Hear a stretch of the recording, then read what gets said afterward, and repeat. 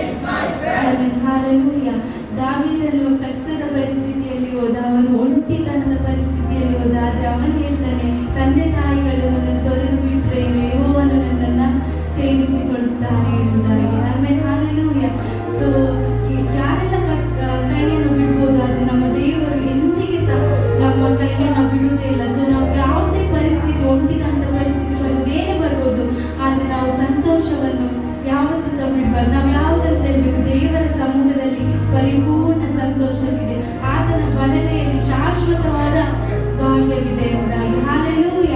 So ನಾವೆಲ್ಲ ಒಟ್ಟಾಗಿ ಸೇರಿ ನನ್ನ ಸಂತೋಷವನ್ನು ತಡೆದು ನಿಲ್ಲಿಸಲು ಯಾರಿಗೂ ಸಾಧ್ಯವಿಲ್ಲ ಎಂಬುದಾಗಿ ಹಾಡುತ್ತಾ ನಾಮವನ್ನು ಬೆಳೆಸೋಣ. ನಿಮ್ಮ ಸಂತೋಷವನ್ನು ತಡೆದು ನಿಲ್ಲಿಸಲು ಯಾರಿಗಾದ್ರೂ ಸಾಧ್ಯ ಉಂಟಾ? ಇಲ್ಲ. ಸೊ ಎಲ್ಲರೂ ಒಟ್ಟಾಗಿ ಶಬ್ದದಿಂದ ಆತನ ನಾಮವನ್ನು ಹಾಡುತ್ತಾ ಮೈಗೂಡಿಸೋಣ.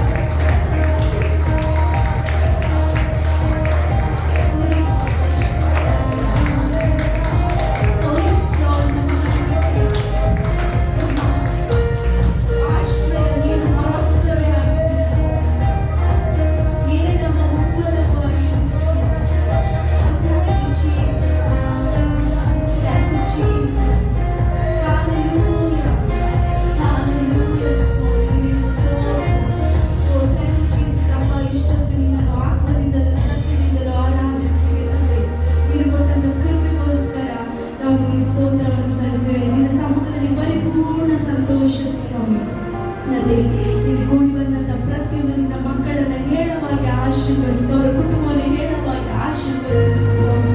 ತಂದೆ, ಅವರು ತಂದೆ ಹಿಂದಿರುಗಿ ಹೋಗುವಾಗ ನಿನ್ನೊಂದು ಸಮಾಧಾನ, ಬಿಡುಗಡೆ, ಸಂತೋಷ, ಆನಂದ, ನೆಮ್ಮದಿ ಹೊತ್ತುಕೊಂಡು ಹಿಂದೆ ಹೋಗಲಿಕ್ಕಾಗಿ ಸಹಾಯ ಮಾಡು ಸ್ವಾಮಿ. ನಿನ್ನ ಪ್ರತಿಯೊಂದು ಭಾಗಗಳನ್ನು ಹೇರಳವಾಗಿ ಆಶೀರ್ವದಿಸಿ, ಪ್ರತಿಯೊಂದು ಭಾಗದಲ್ಲಿ ನಾವು ಒಂದೇ ಮೈಮುದ್ದಲ್ಲಿ ರಾಜು ಎಲ್ಲವೂ ನಿನ್ನ ಕರೆಗಳಲ್ಲಿ ಒಪ್ಪಿಸುತ್ತಾ ನಜರೇತಿನ ಯೇಸುವಿನ ಹೆಸರಲ್ಲಿ ಬೇಡಿಕೊಳ್ಳುತ್ತೇನೆ ನನ್ನ ಪ್ರೀತಿಯುಳ್ಳ ತಂದೆಯೇ, ಆಮೆನ್.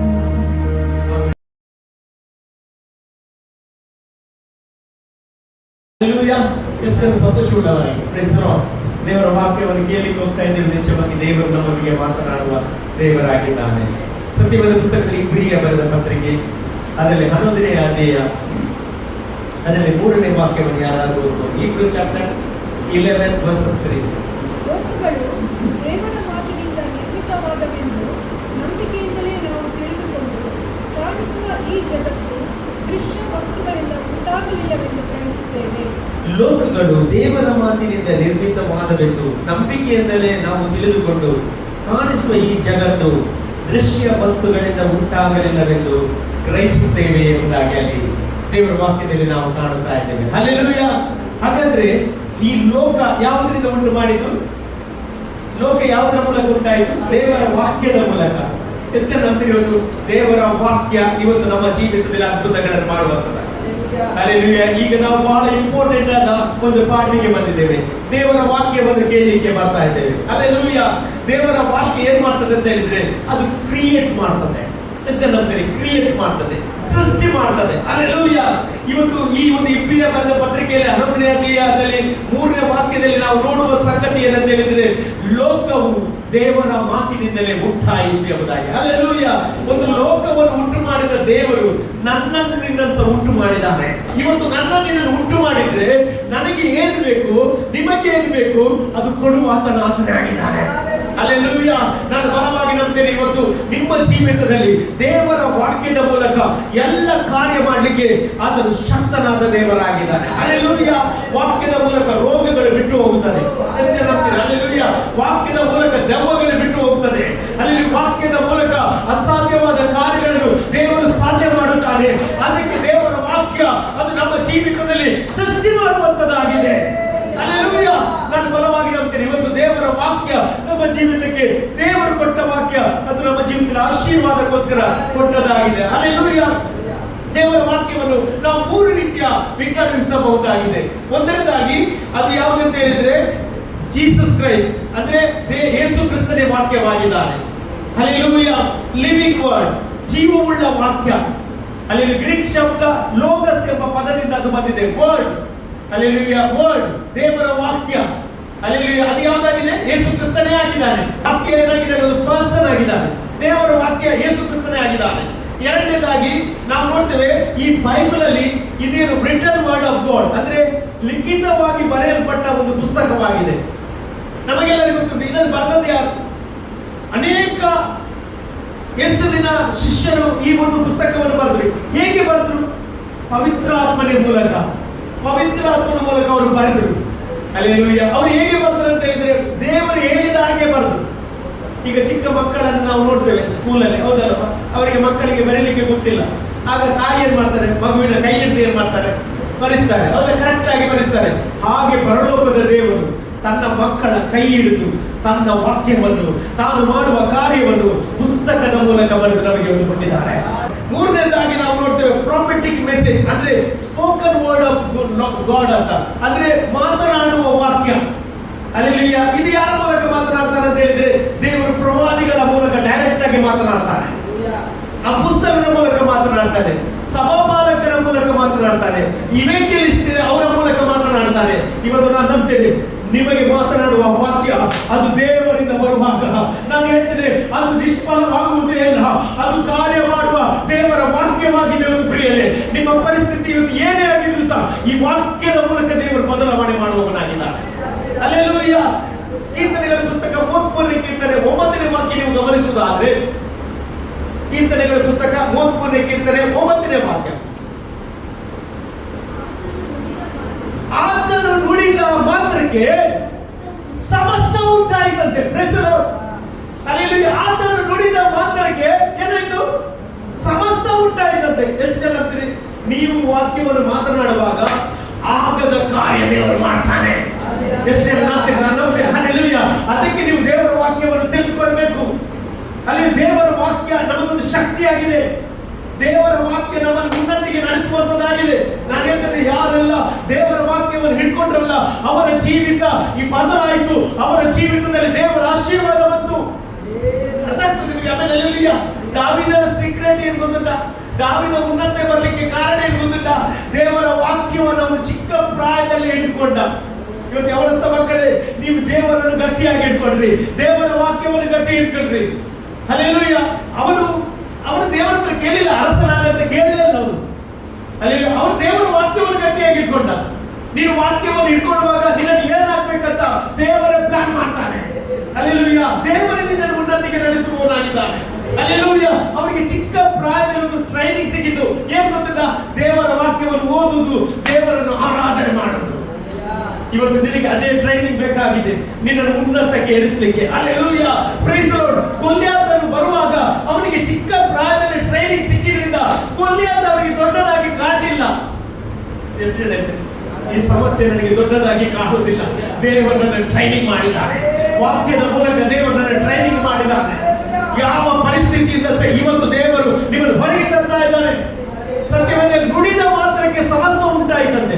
ನಮಗೆಲ್ಲರಿಗೂ ಗೊತ್ತು, ಆದಿಕಾಂಡ ಪುಸ್ತಕ 1ನೇ ವಾಕ್ಯದಲ್ಲಿ ದೇವರು ಈ ಭೂಮಿಯನ್ನು ಉಂಟು ಮಾಡುವಾಗ ಏನಿತ್ತಂತೆ? ಕತ್ತಲಿತ್ತಂತೆ. ಹಲ್ಲೆಲೂಯಾ. ಬರಿದಾಗಿತ್ತಂತ ಬೈಬಲ್ ಹೇಳ್ತದೆ. ಆಮೇಲೆ ದೇವರು ಒಂದು ಮಾತು ಹೇಳ್ತಾ ಇದ್ದಾರೆ. ಏನಂತೆ? ಬೆಳಕಾಗಲಿ. ಒಂದು ವರ್ಡ್, ಕತ್ತಲಿತ್ತು. ಅವರು ಕಾಣುದು ಕತ್ತಲೆ, ಅವರು ಕಾಣುದು ಬರಿದು. ಅದನ್ನು ನೋಡಿ ಅವರು ಮಾತನಾಡಲಿಲ್ಲ, ಅವರು ಅದಕ್ಕೆ ವಿರುದ್ಧವಾದದ್ದನ್ನು ಮಾತನಾಡಿದ್ರು. ಏನಂತ ಹೇಳಿದ್ರೆ, ಬೆಳಕಾಗಲಿ ಎಂಬುದಾಗಿ. ಇವತ್ತು ನೀನು ರೋಗ ಕಾಣುತ್ತೀಯಾ? ಇವತ್ತು ನಾನು ಹೇಳ್ತೇನೆ, ಯೇಸುವಿನ ನಾಮದಲ್ಲಿ ಸೌಖ್ಯ ಕಾಣುತ್ತೀಯೇ. ಇವತ್ತು ನೀನು ಸೋಲಿನಲ್ಲಿ ಹೋಗುತ್ತಿದ್ದೀಯಾ? ದೇವರು ನಿನಗೆ ಛಾಯವನ್ನು ಕೊಡ್ಲಿಕ್ಕೆ ಹೋಗ್ತಾ ಇದ್ದಾನೆ. ಯಾಕಂತ ಹೇಳಿದ್ರೆ ಆತನು ನುಡಿದ ಮಾತ್ರಕ್ಕೆ ಎಲ್ಲ ಉಂಟಾದ್ರೆ, ಇವತ್ತು ನಾವು ವಾಕ್ಯ ಮಾತನಾಡುವಾಗಲೇ ನಿನ್ನ ಜೀವಿತದಲ್ಲಿ ಉಂಟಾಗದ ಕಾರ್ಯವನ್ನು ದೇವರು ಉಂಟು ಮಾಡುವವನಾಗಿದ್ದಾನೆ. ನಾನು ಬಲವಾಗಿ ನಂಬ್ತೇನೆ, ದೇವರು ನಿಮ್ಮೊಂದಿಗೆ ಮಾತನಾಡುವ ದೇವರಾಗಿದ್ದಾನೆ. ಹಲ್ಲೆಲೂಯಾ. ನಾವು ಇನ್ನು ಹೊಸದಾಗಿ ಹುಟ್ಟುವಾಗ, ಹಲ್ಲೆಲೂಯಾ, ಎಷ್ಟು ಹೊಸದಾಗಿ ಹುಟ್ಟಿದ್ದೀವಿ. Praise the lord. ಹಲ್ಲೆಲೂಯಾ. ನಾವು ಹೊಸದಾಗಿ ಹುಟ್ಟುವಾಗ ದೇವರು ಏನು ಮಾಡ್ತಾರೆ ಗೊತ್ತಿಲ್ಲ? ನಮ್ಮನ್ನು ಅಂಧಕಾರ ದೊರೆತನದಿಂದ ಬಿಡುಗಡೆ ಮಾಡಿ ಕುಮಾರನ ರಾಜ್ಯದೊಳಗೆ ಸೇರಿಸ್ತಾನೆ. ಹಲ್ಲೆಲೂಯಾ. Praise the Lord. ಹೊಸದಾಗಿ ಹುಟ್ಟುವ ಅನುಭವ, ಹೊಸದಾಗಿ ಹುಟ್ಟುವ ಆ ಒಂದು ಸ್ಪಿರಿಟ್ ಅಲ್ಲಿ ಹುಟ್ಟುವ ಒಂದು ಅನುಭವ. ಅರ್ಥ ಆಗ್ತದೆ ನಿಮಗೆ? ಹಲ್ಲೆಲೂಯಾ. ಅದಕ್ಕೆ ಹೇಳಿದ್ದು, ಯಾರ್ಯಾರು ಆತನನ್ನು ಅಂಗೀಕರಿಸಿದರು ಅವರಿಗೆ ದೇವರ ಮಕ್ಕಳಾಗುವ ಅಧಿಕಾರವನ್ನು ಕೊಟ್ಟರು. ಅಲ್ಲಿ ಇವತ್ತು ನಾನು ಹೇಳ್ತೇನೆ, ನಾವು ಇದನ್ನು ಅಂಗೀಕರಿಸಿದ ನಾವು ದೇವರ ಮಕ್ಕಳಾಗಿದ್ದೇವೆ. ಹಲ್ಲೆಲೂಯಾ. ತಂದೆ ಮಾಡಿದರೆ ಮಗನೇ ಮಾಡ್ತಾನೆ. ಕೆಲವರು ಹೇಳುವುದಲ್ಲ, ತಂದೆ ಮಾಡಿದ ಹಾಗೆ ಮಾಡ್ತಾನೆ. ಇವತ್ತು ನಮ್ಮ ತಂದೆ ಪರಲೋಕದ ತಂದೆ, ಅವನು ನುಡಿದ ಮಾತ್ರಕ್ಕೆ ಎಲ್ಲ ಉಂಟಾದ್ರೆ ನೀನು ವಾಕ್ಯವನ್ನು ಮಾತನಾಡಿ. ಇವತ್ತು ಕೆಲವೊಂದು ಉಂಟಾಗ್ತದೆ. ಎಷ್ಟು ನಂಬ್ತೀರಿ? ನಾನು ಬಲವಾಗಿ ನಂಬ್ತೀನಿ. ಇವತ್ತು ದೇವರು ನಿಮ್ಮೊಂದಿಗೆ ಮಾತನಾಡ್ತಿದ್ದಾನೆ. ಅಸಾಧ್ಯವಾದ ಕಾರ್ಯ ದೇವರು ಸಾಧ್ಯ ಮಾಡ್ತಾರೆ. ಹಲ್ಲೆಲೂಯಾ. ನಮಗೆಲ್ಲರಿಗೂ ಗೊತ್ತು, ಒಂದು ಕಾರು, ಬೇರೆ ಬೇರೆ ಕಂಪನಿಯದ್ದು ಕಾರ್ ಬರ್ತದೆ. ಹೌದಾ? ಬೇರೆ ಬೇರೆ ಕಂಪನಿಯದ್ದು ಕಾರ್ ಬರ್ತದೆ. ಕಾರ್ ಅವರು ಇದು ಮಾಡಿದ ಮೇಲೆ, ಅಂದ್ರೆ ಆ ಮಾರ್ಕೆಟಿಗೆ ತಂದ ಮೇಲೆ ಏನ್ ಬರ್ತದೆ? ಅದರ ಸ್ಪೇರ್ ಪಾರ್ಟ್ಸ್ ಬರ್ತದೆ ಇಲ್ಲ? ಅದ್ರ ಮೊದಲು ಬರ್ತದೆ ಸ್ಪೇರ್ ಪಾರ್ಟ್ಸ್ ಇಲ್ಲ. ಕಾರು ಮಾರ್ಕೆಟ್ಗೆ ಬಂದ ಮೇಲೆ ಆ ಕಾರಿನ ಸ್ಪೇರ್ ಪಾರ್ಟ್ಸ್ ಏನ್ ಮಾಡ್ತಾರೆ? ಹೊರಗೆ ತಂತಾರೆ. ಯಾಕೆ? ಆ ಕಾರು ಹಾಳಾದ್ರೆ ರಿಪೇರಿ ಮಾಡ್ಲಿಕ್ಕೆ ಸ್ಪೇರ್ ಪಾರ್ಟ್ಸ್ ರೆಡಿ ಮಾಡ್ತಾರೆ. ಅರ್ಥ ಆಗ್ತದೆ? ಆಮೇಲೆ ಹಲ್ಲೆಲೂಯಾ. ಈ ಹೆಚ್ಚು ಸ್ಪೇರ್ ಪಾರ್ಟ್ಸ್ ಯಾವಾಗ ಇದು ಮಾಡ್ತಾರೆ ಗೊತ್ತುಂಟಾ? ಯಾವಾಗ ಅವರು ಪ್ರೊಡ್ಯೂಸ್ ಮಾಡ್ತಾರೆ ಗೊತ್ತಿಲ್ಲ? ಹೆಚ್ಚು ಡಿಮಾಂಡ್ ಬರ್ತಾರೆ. ಆಮೇಲೆ ಇವತ್ತು ನಾನು ಹೇಳ್ತೇನೆ, ನನ್ನ ಕಿಡ್ನಿ, ನನ್ನ ಹಾರ್ಟ್, ನನ್ನ ಲಂಗ್ಸ್ ದೇವರು ಏನ್ ಮಾಡಿದರೆ, ಸೃಷ್ಟಿ ಮಾಡಿದ್ರೆ ಇದಕ್ಕೆ ಸ್ಪೇರ್ ಪಾರ್ಟ್ಸ್ ದೇವರು ರೆಡಿ ಮಾಡಿದ್ದಾನೆ. ಎಷ್ಟು ಜನ ನಂಬ್ತೀರಿ? ಎಷ್ಟು ಜನ ನಂಬ್ತೀರಿ? ಹಲ್ಲೆಲೂಯಾ. ಅದಕ್ಕೆ ಡಿಮಾಂಡ್ ಬೇಕು. ನೀನು ಕೇಳಿಕೊಳ್ಳಬೇಕು. ಹಲ್ಲೆಲೂಯಾ. ಒಬ್ಬ ವ್ಯಕ್ತಿ ಬಂದ, ದೇವರೇ ನಿನಗೆ ಮನಸ್ಸಿದ್ದರೆ ನನ್ನನ್ನು ಶುದ್ಧನಾಗಿ ಮಾಡಿ ಎಂಬುದಾಗಿ ಹೇಳಿದ. ಅವ್ರು ಗೊತ್ತುಂಟು, ದೇವರು ನನ್ನನ್ನು ಶುದ್ಧ ಮಾಡ್ತಾನೆ ಅಂತ ಗೊತ್ತುಂಟು. ಇವತ್ತು ಎಷ್ಟು ಜನ ಗೊತ್ತುಂಟು? ನಿನಗೆ ಕಿಡ್ನಿ ಕೊಡ್ತಾನೆ ದೇವರು, ನಿನಗೆ ಹೊಸ ಹಾರ್ಟ್ ಅನ್ನು ಕೊಡ್ತಾನೆ, ನಿನಗೆ ಲಂಗ್ಸ್ ಕೊಡ್ತಾನೆ. ಹಲ್ಲೆಲೂಯಾ. ನಿನ್ನ ರೋಗವನ್ನು ತೆಗೆದುಹಾಕುತ್ತಾನೆ ಎಂಬುದಾಗಿ ನೀನು ನಂಬುವುದಾದ್ರೆ ಇವತ್ತು ಅದೇ ವಾಕ್ಯದ ಮೂಲಕ ನಿನ್ನ ಶರೀರದಲ್ಲಿ ನಿನಗೆ ಬೇಕಾದ ಪಾರ್ಟ್ಸ್ ಗಳನ್ನು ಹೊಸದಾಗಿ ಕೊಡುತ್ತಾನೆ. ಹಲ್ಲೆಲೂಯಾ. Praise the Lord. ದೇವರು ಕೊಡುವ ದೇವರಾಗಿದ್ದಾನೆ. ನನ್ನ ದೇವರು ತೆಗೆದುಕೊಳ್ಳುವುದು ಯಾರು? ಸೈತಾನ ತೆಗೆದುಕೊಳ್ತಾನೆ. ನಿಮ್ಮ ಆರೋಗ್ಯ ತೆಗೆದುಕೊಳ್ತಾನೆ, ನಿಮ್ಮ ಸಮಾಧಾನ ತೆಗೆದುಕೊಳ್ತಾನೆ. ಹಲ್ಲೆಲೂಯಾ. ಇವತ್ತು ನಾನು ಹೇಳ್ತೇನೆ, ಕೊಡುವ ದೇವರು ನಮ್ಮ ದೇವರಾಗಿದ್ದಾರೆ. ಹಲ್ಲೆಲೂಯಾ. ಇವತ್ತು ನಮಗೆ ದೇವರ ವಾಕ್ಯ ಕೊಡಲ್ಪಟ್ಟಿದೆ ಪ್ರಿಯರೇ. ಈ ವಾಕ್ಯ ಯಾರಿಗೆ ಕೊಟ್ಟದ್ದು? ನನಗೆ ಮತ್ತು ನಿನಗೆ ದೇವರು ಕೊಟ್ಟದ್ದು. ಹಲ್ಲೆಲೂಯಾ. ಈ ವಾಕ್ಯವನ್ನು ನಾವು ಏನ್ ಮಾಡಬೇಕು? ನಮ್ಮ ಜೀವಿತದಲ್ಲಿ ಅಳವಡಿಸಬೇಕು. ಈ ವಾಕ್ಯ ಯಾವಾಗದಿಂದ ಇರ್ತದೆ? ಯೋಹಾನ ಬರೆದ ಸುವಾರ್ತೆ 1ನೇ ಅಧ್ಯಾಯ 1ನೇ ವಾಕ್ಯ ನೋಡುವುದಾದ್ರೆ, ಆದಿಯಲ್ಲಿ ವಾಕ್ಯವಿತ್ತು, ಆ ವಾಕ್ಯವು ದೇವರಾಗಿತ್ತು, ಆ ವಾಕ್ಯ ಯಾರ ಬಳಿಯಲ್ಲಿದ್ದರು? ದೇವರ ಬಳಿಯಲ್ಲಿದ್ದರು. ಸತ್ಯವೇದ ಆತನಲ್ಲಿ ಜೀವವಿತ್ತು, ಆ ಜೀವ ಲೋಕಕ್ಕೆ ಏನಾಗಿತ್ತಂತೆ? ಬೆಳಕಾಗಿತ್ತು. ಆತನ ಮೂಲಕ ಎಲ್ಲ ಉಂಟಾಯಿತು, ಆತನಿಲ್ಲದೆ ಯಾವುದು ಉಂಟಾಗಲಿಲ್ಲಂತೆ. ಎಷ್ಟು ಜನ ನಂಬ್ತೀರಿ? ಅಲ್ಲಿ ಯೇಸುವಿನಿಂದ ನಾನು ಉಂಟಾದ್ರೆ ಯೇಸುವಿನಿಂದ ನನಗೆ ಆರೋಗ್ಯ ಉಂಟಾಗ್ತದೆ. ಹೇಳ್ರಿ, ಯೇಸುವಿನಿಂದ ನನಗೆ ಬಿಡುಗಡೆ ಉಂಟಾಗುತ್ತದೆ, ಯೇಸುವಿನ ಮೂಲಕ ನನಗೆ ಸಮಾಧಾನ ದೊರಕುತ್ತದೆ. ಯಾಕಂತ ಹೇಳಿದ್ರೆ ಎಲ್ಲ ಉಂಟಾದದ್ದು ಯಾರ ಮೂಲಕ? ನನ್ನ ದೇವರಿಂದಲೇ ಉಂಟಾಗುವಂತದ್ದಾಗಿದೆ. Hallelujah, praise the lord. ಇವತ್ತು ನಾನು ಹೇಳ್ತಿದ್ದೇನೆ ಏನಂತ ಹೇಳಿದ್ರೆ, ನಾವು ಬಾಯಿಯಲ್ಲಿ ವಾಕ್ಯ ಇರುವಾಗ ವಾಕ್ಯದ ಮೂಲಕ ನಮಗೆ ಬಿಡುಗಡೆ ದೇವರು ಕೊಡುವವನಾಗಿದ್ದಾನೆ. ಹಲ್ಲೆಲೂಯಾ. ನಾವು ಯಾವಾಗ ದೀಕ್ಷಾಸ್ಥಾನ ತೆಗೆದುಕೊಂಡ ನಂತರ, ನಾವು ಮುಳುಗಿ ದೀಕ್ಷಾಸ್ಥಾನ ತೆಗೆದುಕೊಳ್ಳುವಾಗ ನಾವೇನ್ ಮಾಡ್ತೇವೆ ಗೊತ್ತಾ? ಯೇಸು ಕ್ರಿಸ್ತನನ್ನು ಏನ್ ಮಾಡ್ತೇವೆ? ರಕ್ಷಕ ಎಂಬುದಾಗಿ ನಾವು ಸ್ವೀಕಾರ ಮಾಡ್ತೇವೆ. ಸ್ವೀಕಾರ ಮಾಡ್ಬೇಕಾದ್ರೆ ಎಲ್ಲಿಂದ ಹೇಳ್ಬೇಕು? ಬಾಯಿಂದ ಅರಿಕೆ ಮಾಡ್ಬೇಕು. ಅಲ್ಲಿ ಬಾಯಿಂದ ಅರಿಕೆ ಮಾಡುವಾಗಲೇ ನಮಗೆ ರಕ್ಷಣೆ ಸಿಗೋದು. ಹಾಗಾದ್ರೆ ಈ ವಾಕ್ಯ ಯಾಕೆ ಇಟ್ಕೊಂಡಂತ ಹೇಳಿದ್ರೆ, ನಮ್ಮ ಬಾಯಿಯ ಮೂಲಕ ಹೇಳುವಂತದ್ದಾಗಿದೆ. ಹಲ್ಲೆಲೂಯಾ. ನೋಡಿ, ದೇವರ ವಾಕ್ಯ ಇರ್ತದೆ. ಕೊಲೊಸ್ಸೆ ಪತ್ರಿಕೆ 1ನೇ ಅಧ್ಯಾಯ 16ನೇ ವಾಕ್ಯ ನೀವು ನೋಡುವುದಾದ್ರೆ, ಕೊಲೊಸ್ಸೆ ಪತ್ರಿಕೆ 1ನೇ ಅಧ್ಯಾಯ 16ನೇ ವಾಕ್ಯದಲ್ಲಿ, ದೃಶ್ಯಾದಿಗಳು ಆತನಿಂದಲೇ ಉಂಟಾಯಿತು. ಆತನ ಮೂಲಕ ಏನಾಯ್ತದೆ? ಎಲ್ಲ ಉಂಟಾಯಿತು. ಆತನಿಲ್ಲದೆ ಯಾವುದು ಉಂಟಾಗಲಿಲ್ಲ ಅಂತ ಬೈಬಲ್ ಹೇಳ್ತದೆ. ಹಾಗಾದ್ರೆ ನಾನು ಹೇಳ್ತೇನೆ, ಮುಂದೆ ಹೇಳ್ತೇನೆ, ಎಲ್ಲ ಉಂಟಾದದ್ದು ಯಾರ ಮೂಲಕ? ದೇವರ ಮೂಲಕ. ಎಲ್ಲ ಉಂಟಾದದ್ದು ಯಾರ ಮೂಲಕ? ದೇವರ ಮೂಲಕ. ಹಲ್ಲೆಲೂಯಾ. ವಾಕ್ಯವನ್ನು ತಡೆಯುವ ಶಕ್ತಿ ಈ ಭೂಮಿಯಲ್ಲಿ ಯಾರಿಗೂ ಸಹ ಇಲ್ಲ ಪ್ರಿಯರೇ. ಎಷ್ಟು ವಾಕ್ಯವನ್ನು ತಡೆಯುವ ಶಕ್ತಿ ಈ ಭೂಮಿಯಲ್ಲಿ ಯಾವ ಶಕ್ತಿಗೆ ಸಹ ಇಲ್ಲ. ಹಲ್ಲೆಲೂಯಾ. ವಾಕ್ಯದ ಮೂಲಕವೇ ದೇವರು ನಮಗೆ ರಕ್ಷಣೆಯನ್ನು ಕೊಟ್ಟಿದ್ದಾನೆ. ಇಬ್ರಿಯ ಬರೆದ ಪತ್ರಿಕೆ 4ನೇ ಅಧ್ಯಾಯ 12ನೇ ವಾಕ್ಯ ನೀವು ನೋಡುವುದಾದ್ರೆ, ಇಬ್ರಿಯ ಬರೆದ ಪತ್ರಿಕೆ 4ನೇ ಅಧ್ಯಾಯ 12ನೇ ವಾಕ್ಯ, ದೇವರ ವಾಕ್ಯ ಏನಾಗಿದಂತೆ? ದೇವರ ವಾಕ್ಯವು ಏನಾಗಿದಂತೆ? ಸಜೀವವಾಗಿದೆ. ಎರಡನೇದಾಗಿ ಏನಾಗಿದೆ? ಕಾರ್ಯಸಾಧಕವಾಗಿದೆ. ಯಾವ ಇಬ್ಬಾಯಿ ಕತ್ತಿಗಿಂತ ಏನಾಗಿದಂತೆ? ಹದವಾಗಿದೆ. ಏನಂದ್ರೆ ಪ್ರಾಣ ಆತ್ಮ ಕೀಳು ಮಜ್ಜೆಯನ್ನು ತೂರುವಷ್ಟು ತೂರಿ ಹೋಗುವಂತದ್ದಾಗಿದೆ. ನೋಡಿ, ಹೃದಯದ ಆಲೋಚನೆಗಳನ್ನು ಉದ್ದೇಶಗಳನ್ನು ವಿವೇಚಿಸುವಂತದ್ದಾಗಿದೆ. ಹಲ್ಲೆಲೂಯಾ. ಇವತ್ತು ದೇವರು ನೋಡು, ನಿನ್ನ ಹೃದಯದ ಆಲೋಚನೆ.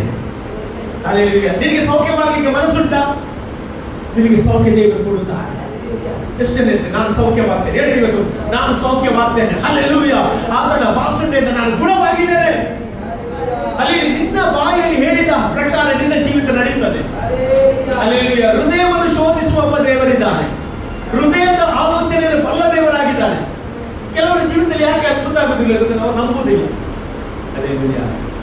ದೇವರ ಪ್ರವಾದನೆ ಬರುವಾಗ, ದೇವರ ವಾಕ್ಯ ನಿನ್ನಲ್ಲಿ ಬರುವಾಗ, ಹಲ್ಲೆಲೂಯಾ, ಸೇವಕರು ರಿಲೀಸ್ ಮಾಡುವಾಗ ನೀವೇನ್ ಮಾಡ್ಬೇಕಾದ್ರು? ನಂಬಿಕೆಯಿಂದ ಏನ್ ಮಾಡ್ಬೇಕು? ಸ್ವೀಕಾರ ಮಾಡಬೇಕು. ನೀನು ಸ್ವೀಕಾರ ಮಾಡುವಾಗ ನಿನ್ನದಾಗ್ತದೆ. ಹಲ್ಲೆಲೂಯಾ. ನೀನು ಸ್ವೀಕಾರ ಮಾಡೋದಿಲ್ಲ ಅದು ನಿನಗೆ ಸಿಗುವುದಿಲ್ಲ. ಎಷ್ಟು ನಂಬ್ತೀರಿ? ಇವತ್ತು ಕೆಲವೊಂದು ವಾಕ್ಯದ ಶಕ್ತಿ ನಿಮ್ಮ ಮೇಲೆ ರಿಲೀಸ್ ಮಾಡುವಾಗ ನಾನು ನಂಬ್ತೇನೆ, ಅಸಾಧ್ಯವಾದ ಕಾರ್ಯ ದೇವರು ಸಾಧ್ಯ ಮಾಡುವವನಾಗಿದ್ದಾನೆ. ಹಲ್ಲೆಲೂಯಾ. ದೇವರ ವಾಕ್ಯ ಏನ್ ಮಾಡ್ತದೆ ಗೊತ್ತುಂಟಾ? ಕ್ರಿಯೇಟ್ಸ್ ಮಾಡ್ತದೆ. ದೇವರ ವಾಕ್ಯ ಡಿಸ್ಟ್ರಾಯ್ಸ್ ಮಾಡ್ತದೆ. ಹಲ್ಲೆಲೂಯಾ. Praise the Lord. ನಾನು ನಂಬ್ತೇನೆ. ಹಲ್ಲೆಲೂಯಾ. ಕೆಲವೊಂದು ರೋಗಗಳನ್ನು ದೇವರು ಇವತ್ತು ಡಿಸ್ಟ್ರಾಯ್ ಮಾಡ್ತಾನೆ. ಹಲ್ಲೆಲೂಯಾ. ಕೆಲವೊಂದು ಅಂಗಗಳನ್ನು ಕ್ರಿಯೇಟ್ ಮಾಡುವ ಸಾಮರ್ಥ್ಯ ದೇವರಿಗೆ ಉಂಟು. ಹಲ್ಲೆಲೂಯಾ. ನನ್ನ ದೇವರ ಹೆಸರು ಏನು ಗೊತ್ತುಂಟಾ? ನೀವು ರೆವಲ್ಯೂಷನ್ ಚಾಪ್ಟರ್, ಪ್ರಕಟಣೆ ಪುಸ್ತಕ 19ನೇ ಅಧ್ಯಾಯ 13ನೇ ವಾಕ್ಯದಲ್ಲಿ ನೀವು ನೋಡುವುದಾದ್ರೆ, ಅಲ್ಲಿ ಯೇಸುವಿಗೆ ಒಂದು ಹೆಸರು ಕೊಡಲ್ಪಟ್ಟಿದೆ. ಏನು ಗೊತ್ತುಂಟಾ? ದೇವರ ವಾಕ್ಯ ಎಂಬುದಾಗಿ ಆತನಿಗೆ ಒಂದು ಹೆಸರು. ಹಲ್ಲೆಲೂಯಾ. ವಾಕ್ಯ ಮಾತನಾಡುವಾಗಲೇ ಕ್ರಿಯೇಟ್ ಆಗುವಂತದ್ದಾಗಿದೆ. ಹಲ್ಲೆಲೂಯಾ. ಆತನ ಹೆಸರು ಏನಾಗಿದೆ? ದೇವರ ವಾಕ್ಯ ಅಂತ ಬೈಬಲ್ ಬರೆಯಲ್ಪಟ್ಟಿದೆ. ಆತ ನಿನ್ನೆದ್ದಂತೆ ಈ ಹೊತ್ತು ಯಾವತ್ತು ನಿರಂತರವಾಗಿ ಇರುವ ದೇವರಾಗಿದ್ದಾನೆ. ಹಲ್ಲೆಲೂಯಾ. ನಾನು ಹೇಳಿಕ್ಕೆ ಇಷ್ಟಪಡ್ತೇನೆ, ದೇವರ ಮಾತು ಅದು ಬಿದ್ದು ಹೋಗುವುದಿಲ್ಲ. ನಾನು ಹೇಳಿಕ್ಕೆ ಇಷ್ಟಪಡ್ತೇನೆ, ದೇವರ ಮಾತನ್ನು ನೀವು ಸ್ವೀಕಾರ ಮಾಡಬೇಕು. ಹಲ್ಲೆಲೂಯಾ. ದೇವರ ಪ್ರವಾದಿಯಾದ ಎಲಿಯನ ಬಗ್ಗೆ ನಾವು ನೋಡ್ತಾ ಇದ್ದೇವೆ. ಈ ಎಲಿಯನ ಏನಾಗಿದೆ? ಒಂದು ಪ್ರವಾದಿ ಆಗಿದ್ದಾನೆ. ಇವನನ್ನು ದೇವರು ಎಲ್ಲಿ ಕಳಿಸ್ತಾರೆ? ಚಾರತೆ ವಿಧವೆಯ ಮನೆಗೆ ಕಳಿಸ್ತಾರೆ. ಚಾರಾಪ್ತಿಯ ವಿಧವೆ ಮನೆಗೆ ಬರುವಾಗ ಅಲ್ಲಿ ಆ ವಿಧವೆ ಮನೆಯಲ್ಲಿ ಏನಿರಲಿಲ್ಲ, ಬರೀ ಒಂದು ಚೂರು ಹಿಟ್ಟು ಮತ್ತೇನು ಸ್ವಲ್ಪ ಎಣ್ಣೆ ಅಷ್ಟೇ ಇದ್ದದ್ದು. ಅವರಿಗೆ ಆ ದಿನಕ್ಕೆ ಮಾತ್ರ ಬೇಕಾದ ಆಹಾರ ಇದ್ದದ್ದು. ಆಗ ದೇವರ ಮನುಷ್ಯ ಅಲ್ಲಿ ಬಂದು ಹೇಳ್ತಾನೆ, ಇರುವುದಿಲ್ಲ, ನನಗೆ ರೊಟ್ಟಿಯನ್ನು ಮಾಡಿಕೊಡು, ನನಗೆ ಮೊದಲು ರೊಟ್ಟಿಯನ್ನು ಮಾಡಿಕೊಡು ಎಂಬುದಾಗಿ. ಆಗ ಅವಳು ಇದ್ದ ಸಂಗತಿಯನ್ನು ಹೇಳ್ತಾಳೆ. ಏನ್ ಹೇಳ್ತಾಳೆ ಅಂತ ಹೇಳಿದ್ರೆ, ನಮಗೆ ಇವತ್ತಿಗೆ ಮಾತ್ರ ಇದೆ, ನಾಳೆ ನಾವು ಸಾಯ್ಬೇಕಾಗಿದೆ ಎಂಬುದಾಗಿ ಹೇಳ್ತಾರೆ. ನಾಳೆ ಸಾಯ್ಬೇಕಾಗಿದೆ ಎಂಬುದಾಗಿ. ಆಗ ದೇವರ ಮನುಷ್ಯ ಏನ್ ಹೇಳಿದ್ರು ಗೊತ್ತಾ? ಹೆದರಬೇಡ, ಹೆದರಬೇಡ, ನಿನ್ನ ಮನೆಯ ಹಿಟ್ಟು ಖಾಲಿಯಾಗುವುದಿಲ್ಲ, ನಿನ್ನ ಎಣ್ಣೆ ಖಾಲಿಯಾಗುವುದಿಲ್ಲ. ಒಂದು ವರ್ಡ್ ಪ್ರವಾದಿ ಮಾತನಾಡಿದ ಕೂಡಲೇ ಅವಳನ್ನು ರಿಸೀವ್ ಮಾಡಿದ್ರು. ಅಲ್ಲಿ ರಿಸೀವ್ ಮಾಡಿದ್ರು. ಆಮೇಲೆ ಅವಳು ಏನ್ ಮಾಡಿದ್ರು? ಮೊದಲ ರೊಟ್ಟಿಯನ್ನು ಯಾರಿಗೆ ಕೊಟ್ಟರು? ಪ್ರವಾದಿಗೆ ಕೊಟ್ಟರು. ಪ್ರವಾದಿಗೆ ಕೊಡುವಾಗ ಅಲ್ಲಿ ವಾಕ್ಯ ಇರ್ತದೆ, ಡೈಲಿ ಏನಾಗ್ತಿರ್ತದೆ, ಹಿಟ್ಟು ಬರ್ತಾ ಇತ್ತು, ಎಣ್ಣೆ ಬರ್ತಾ ಇತ್ತು, ಬರ ಮುಗಿಯುವ ತನಕ ಪ್ರವಾದಿಗೆ ಊಟ, ವಿಧವೆಗೆ ಊಟ, ಅವನ ಮಗನಿಗೆ ಊಟ. ನಾನಂತೇನೆ ಹಲ್ಲೆಲೂಯಾ. ಇವತ್ತು ನಿನ್ನ ಮನೆಯ ಹಿಟ್ಟು ತುಂಬುತ್ತದೆ, ನಿನ್ನ ಎಣ್ಣೆ ತುಂಬುತ್ತದೆ. ಹಲ್ಲೆಲೂಯಾ. ಯಾಕಂದ್ರೆ ದೇವರು ನಿನ್ನ ಟೆಸ್ಟ್ ಮಾಡಲಿಕ್ಕೆ ಕರೆದಿದ್ದಾರೆ. ನೀನು ಸಾಧಾರಣ ವ್ಯಕ್ತಿ ಅಲ್ಲ, ನೀನು ದೇವರಿಂದ ಕರೆಯಲ್ಪಟ್ಟ ವ್ಯಕ್ತಿ ಆದ್ರಿಂದ ಈ ವಾಕ್ಯವನ್ನು ನೀನು ಅಂಗೀಕರಿಸು. ನಿನಗೆ ಕೊರತೆ ಎಂಬುದು ಏನಂತ ದೇವರು ಗೊತ್ತು ಮಾಡುವುದೇ ಇಲ್ಲ, ಕೊರತೆಯನ್ನು ನೀಗಿಸಿ ನಿನಗೆ ಸಾಕ್ಷಿ ಇರುವಂತೆ ಮಾಡ್ತಾರೆ. ಅಂತ ದೇವರು ನಮ್ಮ ದೇವರಾಗಿದ್ದಾನೆ. ಹಲ್ಲೆಲೂಯಾ. ನಾನು ನಂಬ್ತೇನೆ ಇವತ್ತು ದೇವರು ಆ ಕಾರ್ಯವನ್ನು ನಿಮ್ಮ ಜೀವಿತದಲ್ಲಿ ಮಾಡುವವನಾಗಿದ್ದಾನೆ. ಹಲ್ಲೆಲೂಯಾ. ವಾಕ್ಯ ನಾನು ಅದಕ್ಕೆ ಹೇಳಿದ್ದು, ಡೈಲಿ ನೀವು ಎದ್ದ ಕೂಡಲೇ ಒಂದು ವಾಕ್ಯವನ್ನು ಓದಿರಿ, ಅದು ಇಡೀ ದಿನ ನಿಮ್ಮನ್ನು ನಡೆಸುವಂತದ್ದಾಗಿದೆ, ಇಡೀ ದಿನ ನಿಮ್ಮನ್ನು ಹೊತ್ತುಕೊಂಡು ಹೋಗುವಂತದ್ದಾಗಿದೆ. ಹಲ್ಲೆಲೂಯಾ. USA ಅಲ್ಲಿ ಒಂದು ಇಬ್ಬರು ಹುಡುಗಿಯರು ಟ್ರಕ್ಗೆ ಹೋಗಿದ್ದಾರೆ, ಟ್ರಕ್ ರೈಡ್ ಮಾಡ್ಲಿಕ್ಕೆ ಹೋಗ್ತಾರೆ. ಟ್ರಕ್ ರೈಡ್ಗೆ ಹೋಗುವಾಗ ಅವರು ಬ್ಯಾಲೆನ್ಸ್ ತಪ್ಪಿ ಅವರು ಎಲ್ಲಿಗೆ ಬಿದ್ದರೆ ಸಮುದ್ರಕ್ಕೆ ಬಿದ್ದರಂತೆ. ಸಮುದ್ರಕ್ಕೆ ಬೀಳುವಾಗ ಅಲ್ಲಿ ಏನಾಯ್ತು ಅಂತ ಹೇಳಿದ್ರೆ, ಒಬ್ಬಳು ಮಾತ್ರ ಹುಡುಗಿ ಏನಾಯ್ತು ಅಂತ ಹೇಳಿದ್ರೆ, ಅವಳು ಈಜಿ ಏನ್ ಮಾಡಿದ್ದು, ಅವಳು ಸುರಕ್ಷಿತವಾಗಿ ದಡಗೆ ಸೇರಿದ್ಲಂತೆ. ಆದ್ರೆ ಇನ್ನೊಂದು ಮಗಳು ಎಲ್ಲಿ ಹೋದ್ಲು ಅಂತ ಗೊತ್ತಾಗ್ಲಿಲ್ಲ. ಆ ಹುಡುಗಿಯ ತಂದೆ ತಾಯಿ ಬಿಲಿವರ್ ಆಗಿದ್ರಂತೆ, ದೇವರನ್ನು ತಿಳಿದವರಾಗಿದ್ರಂತೆ. ಅಲ್ಲಿ ಆಗ ಎಸ್ಕೋರ್ಟ್ ಟೀಮ್ ಎಲ್ಲ ಸರ್ಚ್ ಮಾಡ್ಲಿಕ್ಕೆ ಸ್ಟಾರ್ಟ್ ಮಾಡಿದ್ರಂತೆ, ಆ ಹುಡುಗಿ ಎಲ್ಲಿದ್ದಾಳೆ ಎಂಬುದಾಗಿ. ಆದ್ರೆ ತಂದೆ ತಾಯಿ ಏನು ಮಾಡಿದ್ರು ಅಂತ ಹೇಳಿದ್ರೆ, ಅವರು ದೇವರ ವಾಕ್ಯದ ಮೇಲೆ ನಂಬಿಕೆ ಇಟ್ಟರಂತೆ. ದೇವರ ವಾಕ್ಯದಲ್ಲಿ ನಂಬಿಕೆ ಇಟ್ಟು ಅವರಿಗೆ ಯಾವಾಗ ಸಹ ಕೋಟ್ ಮಾಡಿದ ವಾಕ್ಯ ಏನಂತ ಹೇಳಿದ್ರೆ 91ನೇ ಕೀರ್ತನೆ 11ನೇ ವಾಕ್ಯವನ್ನು ಅವರು ಡೈಲಿ 24 ಗಂಟೆ 24 ತಾಸು ಆ ವಾಕ್ಯವನ್ನು ಹೇಳ್ತಾ ಇದ್ರಂತೆ. ಆ ವಾಕ್ಯ ಓದ್ರಿ ಪ್ಲೀಸ್. ನೀನು ಹೋಗುವಾಗಲೆಲ್ಲ ನಿನ್ನನ್ನು ಕಾಯುವುದಕ್ಕೆ ಆತನು ನಿನ್ನ ವಿಷಯವಾಗಿ ತನ್ನ ದೂತರಿಗೆ ಅಪ್ಪಣೆ ಕೊಡುವನು. ಮತ್ತೆ ನಿನ್ನ ಕಾಲು ಕಲ್ಲಿಗೆ ತಗಲದಂತೆ ಅವರು ನಿನ್ನನ್ನು ಕೈಗಳಲ್ಲಿ ಎತ್ತಿಕೊಳ್ಳುವರು. ಇವರು ಅದನ್ನೇ ಹೇಳ್ತಾರೆ, ಅವರು ನಿನ್ನನ್ನು ಕೈಗಳಲ್ಲಿ ಎತ್ತಿಕೊಳ್ಳುವರು ಎಂಬುದಾಗಿ. ಹೆಲಿಕಾಪ್ಟರ್ ನಲ್ಲಿ ಎಲ್ಲ ಆ ಸಮುದ್ರದ ಹತ್ರ ಎಲ್ಲ ಸುತ್ತು ಬಂದು ಹೋಗುವಾಗ ಅವರು ಸಡನ್ ಆಗಿ ಕಾಣ್ತಾ ಇದ್ದಾರಂತೆ, ಒಂದು ಕೈ ಮೇಲಕ್ಕೆ ಎತ್ತಲ್ಪಟ್ಟದನ್ನು ನೋಡ್ತಾ ಇದ್ದಾರಂತೆ. ಹಲ್ಲೆಲೂಯಾ. ಅವರು ಅವರ ಕೈಗಳಿಂದ ಏನ್ ಮಾಡ್ತಾರೆ, ಎತ್ತಲ್ಪಡ್ತಾರೆ ಅಂತ ವಾಕ್ಯದ ಪ್ರಕಾರ. ಇವಳ ಕೈ ಎತ್ತಲ್ಪಟ್ಟದನ್ನು ಅವ್ರು ನೋಡಿ ಕೂಡಲೇ ಅವಳನ್ನು ಏನ್ ಮಾಡ್ತಾರೆ, ಎಸ್ಕೇಪ್ ಮಾಡಿ ಅಲ್ಲಿಂದ ಏನ್ ಮಾಡಿ ಲಿಫ್ಟ್ ಮಾಡಿ ಮಗ ಅವಳು ಜೀವಂತವಾಗಿ ಬರಲಿಕ್ಕೆ ಸಾಧ್ಯವಾಯಿತು. ಇವತ್ತು ಬರುವಂತದ್ದು ದೇವರ ವಾಕ್ಯ. ಎಷ್ಟು ಜನ ನಂಬ್ತೀರಿ? ಹಲ್ಲೆಲೂಯಾ.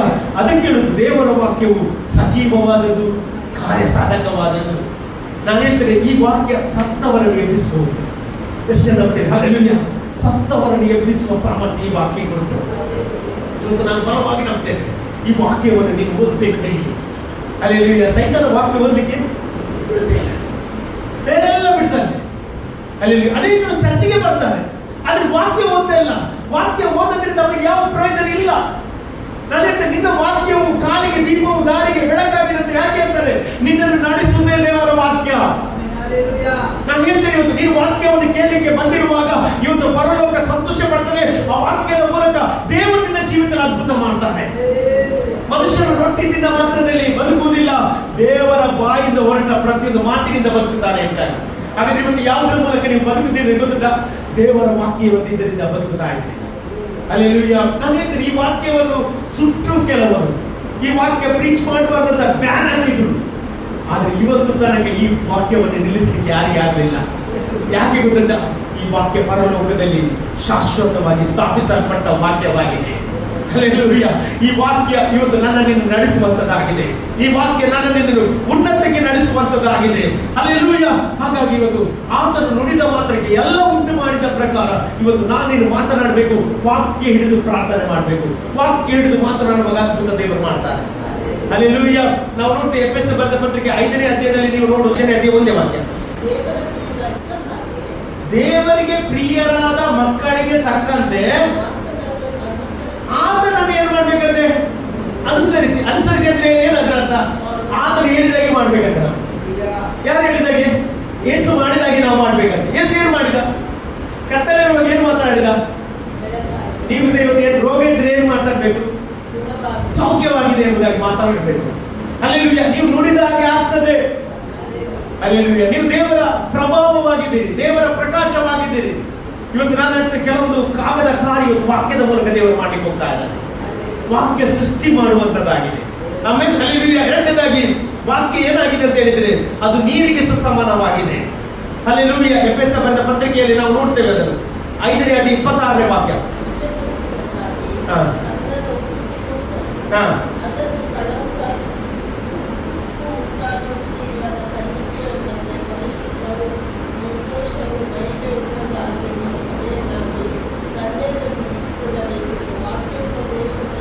ನೋಡಿ, ವಾಕ್ಯೋಪದೇಶ ಸಹಿತವಾದ. ಹಾಗಿದ್ರೆ ಇದೇನ್ ಮಾಡ್ತದೆ ಅಂದ್ರೆ ನಮ್ಮ ಆತ್ಮವನ್ನು ಶುದ್ಧೀಕರಣ ಮಾಡ್ತದೆ. ದೇವರ ವಾಕ್ಯ ಏನ್ ಮಾಡ್ತದೆ? ನಮ್ಮ ಆತ್ಮವನ್ನು ಶುದ್ಧೀಕರಣ ಮಾಡ್ತದಂತೆ. ಹಲ್ಲೆಲೂಯಾ. ಇವತ್ತು ಕೆಲವೊಂದು ವಿಷಯ ದೇವರ ವಾಕ್ಯವನ್ನು ಓದುವಾಗ ನಮಗೆ ತಪ್ಪಿನ ಅರಿವು ಆಗ್ತದೆ. ತಪ್ಪಿನ ಅರಿವಾಗುವಾಗ ನಾವು ಏನ್ ಮಾಡ್ಬೇಕಂತ ಹೇಳಿದ್ರೆ ದೇವರ ಹತ್ರ ತಪ್ಪನ್ನು ಒಪ್ಪಿಕೊಳ್ಳುವಾಗ ಈ ವಾಕ್ಯ ನಮ್ಮನ್ನು ಏನ್ ಮಾಡ್ತದೆ? ಶುದ್ಧಿ ಮಾಡ್ತದೆ. ಶುದ್ಧಿ ಮಾಡ್ತದೆ. ಶುದ್ಧಿ ಮಾಡಿದ ಮೇಲೆ ನಾವು ದೇವರ ಸನ್ನಿಧಾನದಲ್ಲಿ ಡೈರೆಕ್ಟ್ ಆಗಿ ಬರಬಹುದು. ಹಲ್ಲೆಲೂಯಾ. ದೇವರ ಸಮ್ಮುಖಕ್ಕೆ ನಾವು ನಿಲ್ಬಹುದು. ಆಗ ಅದಕ್ಕೆ ರಿಸಲ್ಟ್ ದೇವರು ಕೊಡುವವನಾಗಿದ್ದಾನೆ. ಅಲ್ಲಿ ಹಾಗಾದ್ರೆ ಇವತ್ತು ಅನೇಕರು ದೇವರಿಂದ ದೂರ ಹೋಗುವಾಗ ನಾನೇನು ತಪ್ಪು ಮಾಡಿದರೆ, ಪಾಪ ಮಾಡಿದ್ರು ಸಹ ದೇವರ ಬಳಿಗೆ ಬಂದು ನಾನು ತಪ್ಪು ಮಾಡಿದೆ ಎಂಬುದಾಗಿ ಒಪ್ಪಿಕೊಳ್ಳುವಾಗ ಆ ವಾಕ್ಯ ನಿನ್ನ ಶುದ್ಧೀಕರಣ ಮಾಡಿ ನಿನ್ನ ರಿಲೇಶನ್ಶಿಪ್ ಅನ್ನು ದೇವರು ಸ್ಥಾಪಿಸುವ ದೇವರಾಗಿದ್ದಾನೆ. ಹಲ್ಲೆಲೂಯಾ. ನಂತರ ಯೆಶಾಯ 55ನೇ 10ನೇ ವಾಕ್ಯದಲ್ಲಿ ಓದುವುದಾದರೆ ಅಲ್ಲಿ ನಾವು ನೋಡ್ತೇವೆ ದೇವರು ನೀರಿಗೆ ಹೋಲಿಸ್ತಾ ಇದ್ದಾರೆ. ಯೆಶಾಯ 55:10 ಆಕಾಶದಿಂದ ಹಸಿರುಗೊಳಿಸಿ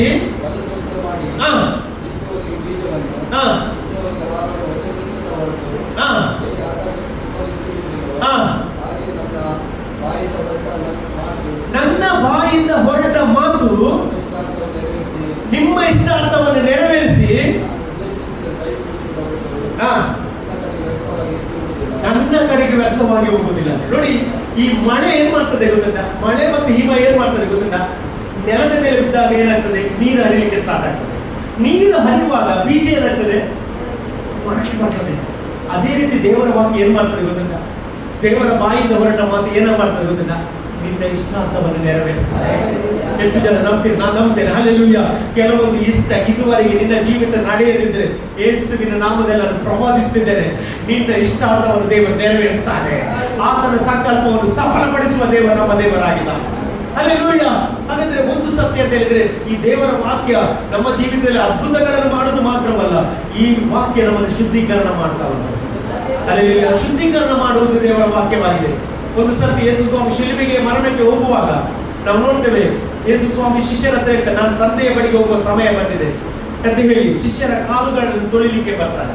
ಹೌದಾ? ಯೇಸು ಸ್ವಾಮಿ ಶಿಷ್ಯರ ಕಾಲುಗಳನ್ನು ತೊಳಿಲಿಕ್ಕೆ ಬರುವಾಗ ಅಲ್ಲಿ ಪೇತ್ರನು ಒಂದು ಮಾತು ಹೇಳ್ತಾನೆ.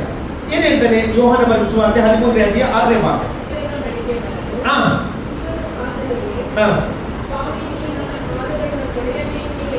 ಇಲ್ಲಿ ಪ್ರಶ್ನೆ ಕೇಳ್ತಾನೆ. ಯಾರ ಹತ್ರ? ಯೇಸು ಸ್ವಾಮಿ ಒಂದು ಪ್ರಶ್ನೆ ಕೇಳ್ತಾನೆ, ಸ್ವಾಮಿ ನೀನು ನನ್ನ ಕಾಲುಗಳನ್ನು ತೊಳೆಯಬೇಕೆ ಆಗ್ತದೆ? ಅದಕ್ಕೆ ಯೇಸು, ನಾನು ಮಾಡುವುದು ಈಗ ನಿಮಗೆ ತಿಳಿಯುವುದಿಲ್ಲ, ಇನ್ನು ಮೇಲೆ ನನಗೆ ತಿಳಿಯುವುದು ಅಂದ. ಮತ್ತೆ ಪೇತ್ರನು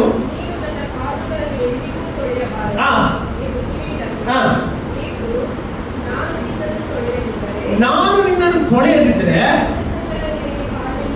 ನನ್ನ ಸಂಗಡದಲ್ಲಿ ನಿನಗೆ ಪಾಲಿಲ್ಲ.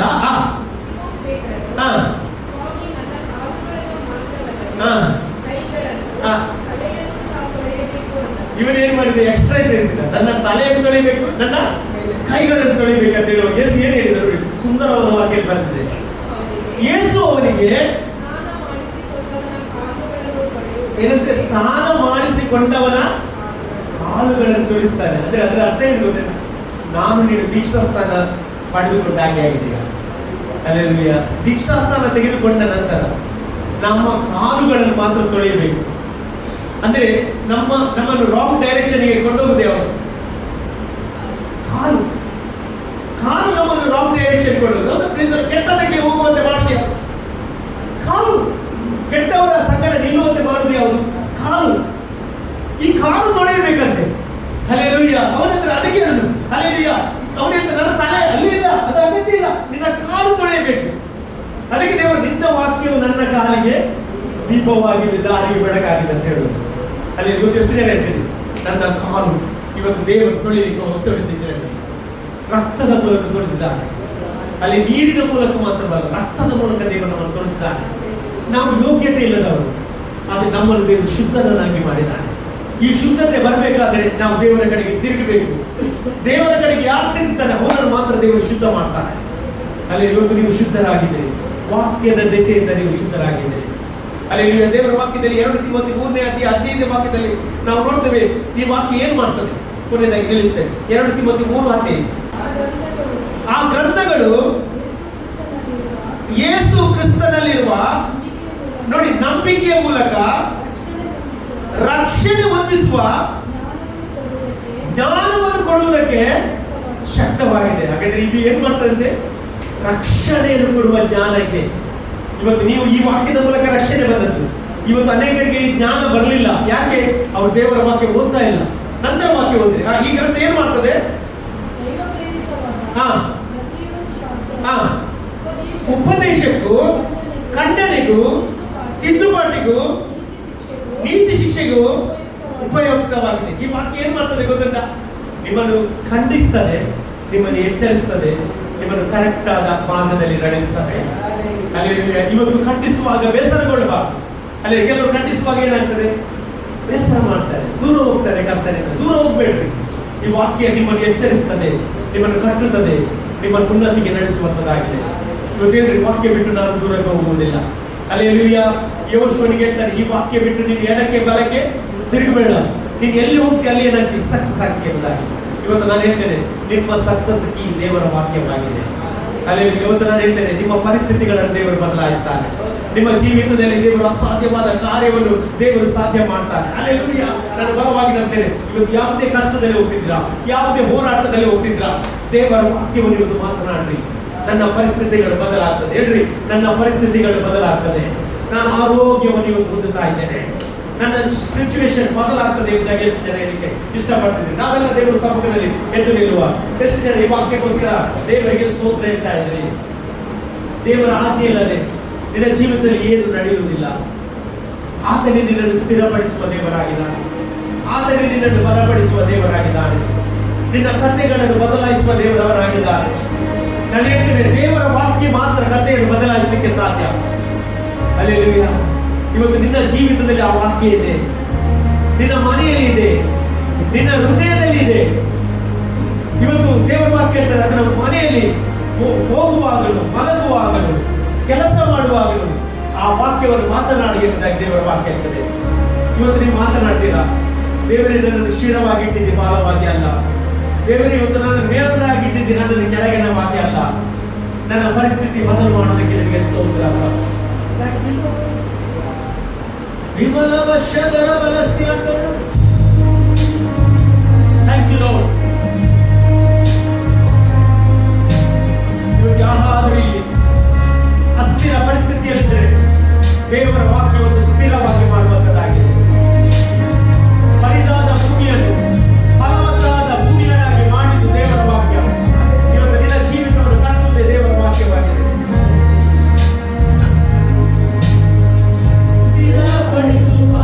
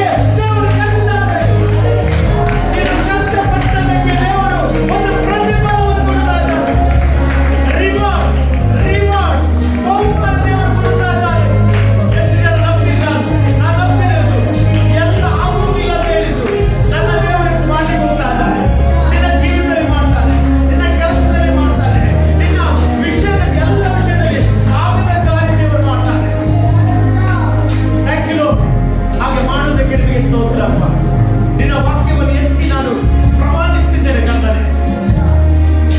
ದೇವರೇ, ಕತ್ತಲಿದ್ದಾಗ ಬೆಳಕಾಯಿತು ಎಂಬುದಾಗಿ ಹೇಳುವಾಗ ಬೆಳಕು ಬಂತು. ನೀನು ನುಡಿದಾಗಲೇ ಎಲ್ಲ ಉಂಟಾದ. ನಾನು ಸಭೆಯ ಮಕ್ಕಳಿಗೆ ಘೋಷಣೆ ಮಾಡ್ತಾ ಇದ್ದೇನೆ, ಇವರು ಇದ್ದಾಗಿ ಇರುವುದಿಲ್ಲ, ಇವರು ಉನ್ನತಿಗೆ ಕೊಡುತ್ತಾರೆ. ಇವರ ಜೀವಿತದಲ್ಲಿ ಆಗ ಇದುವರೆಗೆ ನಡೆಯದ ಕೆಲಸ ಕಾರ್ಯಗಳು ಈ ಜುಲೈ ತಿಂಗಳಲ್ಲಿ ಕಂಪ್ಲೀಟ್ ಆಗುವುದಕ್ಕೆ ಸ್ತೋತ್ರ. ಯೇಸುವಿನ ನಾಮದಲ್ಲಿ, ಯೇಸುವಿನ ನಾಮದಲ್ಲಿ, ಯೇಸುವಿನ ನಾಮದಲ್ಲಿ ನಮ್ಮ ಸಭೆಯ ಕೆಲಸಗಳು ಸಹ ದೇವರೇ ಅದೊಂದು ಶಿಫ್ಟ್ ಆಗಲಿ ಯೇಸುವಿನ ನಾಮದಲ್ಲಿ. ದೇವರ ಎಲ್ಲ ಕಾರ್ಯಗಳು ಅನುಕೂಲವಾಗುವಾಗ ಮಾಡುವುದಕ್ಕೆ ಸ್ತೋತ್ರ. ಇಲ್ಲಿ ಒಬ್ಬೊಬ್ಬರು ದೇವರೇ ಯಾವುದಕ್ಕೋಸ್ಕರ ವೇಟ್ ಮಾಡ್ತೀವಿ, ಆ ವೇಟಿಂಗ್ ಪೀರಿಯಡ್ ಮುಗಿದು ಯೇಸುವಿನ ನಾಮದಲ್ಲಿ ಅದ್ಭುತ ನೀನು ಮಾಡುವುದಕ್ಕೆ ನಿಮಗೆ ಸ್ತೋತ್ರ. ಎಲ್ಲವೂ ನಿಮ್ಮ ಕರಗಳಿಗೆ ಉಳಿಸಿ ಪ್ರಾರ್ಥನೆ. ಬಂದವರು ಬಂದ ಹಾಗೆ ಅಲ್ಲ, ನಿನ್ನ ಜಯೋತ್ಸವದಿಂದ ಹೋಗುವಂತೆ ಮಾಡುವುದಕ್ಕೆ ಸ್ತೋತ್ರ. ಮಹಿಮೆ ನಿಮಗೆ ಯೇಸುವಿನ ನಾಮದಲ್ಲಿ ಬೇಡುವಂತೆ ತಂದೆಯೇ, ಆಮೇನ್. ಹಾಲೆಲೂಯಾ. ಅತಿ ಆಶೀರ್ವಾದವನ್ನು ಪಡೆದುಕೊಳ್ಳೋಣ.